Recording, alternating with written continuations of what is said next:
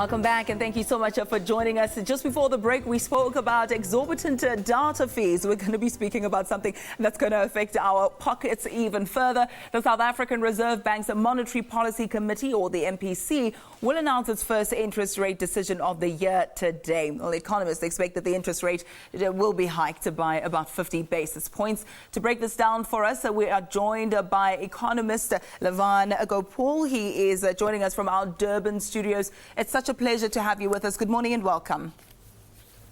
Good morning. Good morning to all of your viewers. I always start off with the assumption that everybody completely understands interest rate and its impact. But let's take it back one or two steps. Just speak to us about the definition of interest rate, the effect that it has on our economy at large, and the ripple effect in our personal financial well-being. So interest rates refer to the amount of money that you would pay as a penalty for borrowing. This is the cost of borrowing.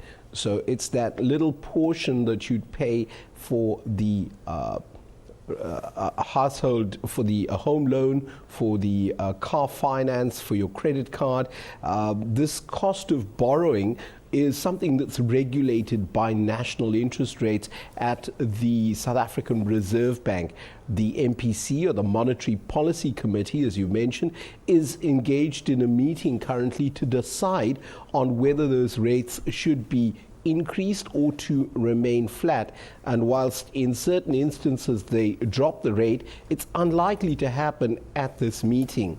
Some of the effects of a change in interest rates, a higher interest rate would mean that you're going to be paying a lot more for any finance that you have. For most of your viewers, they would have a home loan, or they would be making repayments on a motor vehicle. And so this means that they pay a little bit extra on that finance, on that debt, if interest rates were to increase, let's say, by a 0.5% or 0.25%. Some of the various factors that influence interest rates would be the rate of inflation. And that, simply put, is a change in the price that you would pay for a basket of goods from one period to another period. So at the moment, we're sitting with a slightly higher rate of inflation.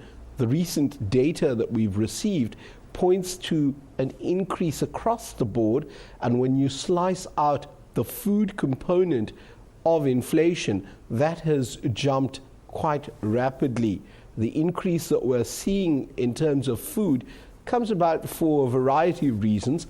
We've observed a drought in certain parts of South Africa, and that's affected the yield of the crops that we have.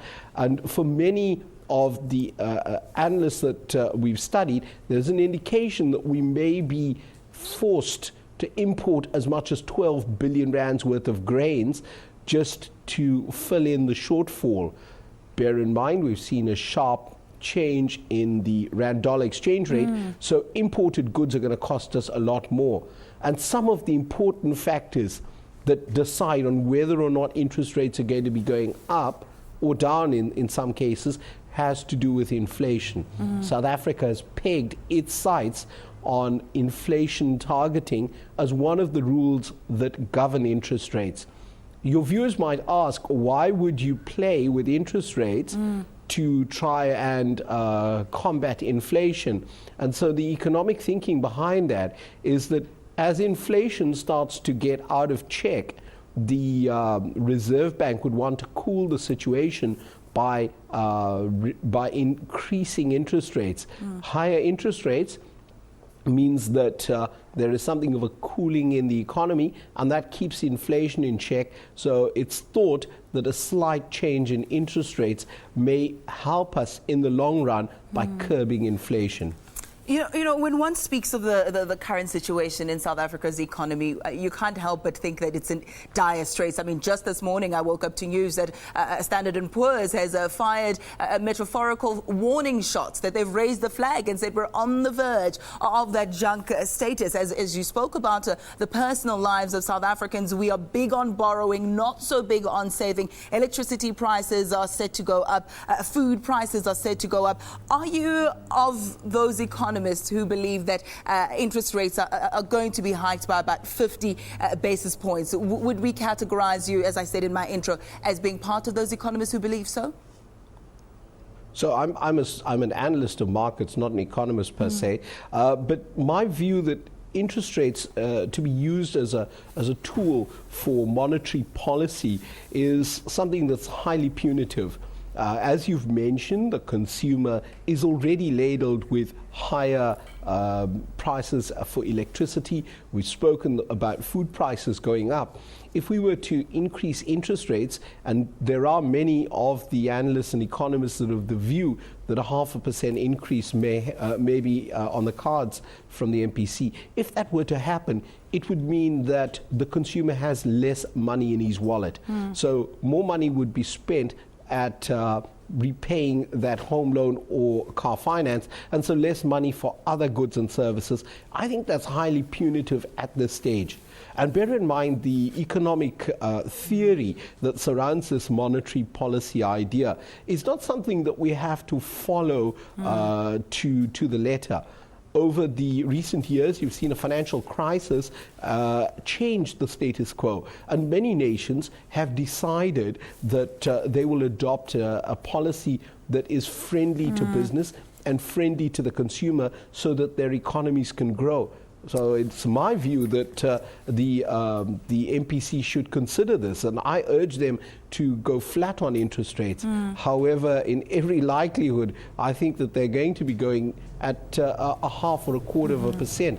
I should also like to add that the bond market, which is a very important gauge for the direction of interest rates, has already priced in something of an interest rate increase.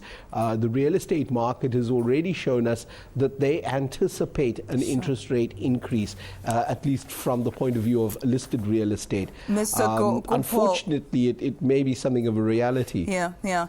I'm going to have to interject there, not only because you seem to be the bearer of bad news this morning, but because we are extremely pressed for time. But I do appreciate your insight and incredible knowledge into this field and breaking it down for us. I'm not much of a number cruncher myself, but you have been able to simplify matters there. And I think we ought to brace ourselves as South Africans. We will find out that result in no time. Thank you so much for having joined us. And we're going to have a weather update up next. And I know Phil is standing by, but Phil, it is seeming like I don't know if it's hot under the collar for me in the studio hearing about those numbers, or if I should say I feel as cold as ice. It's over to you. You can tell me what the weather's like.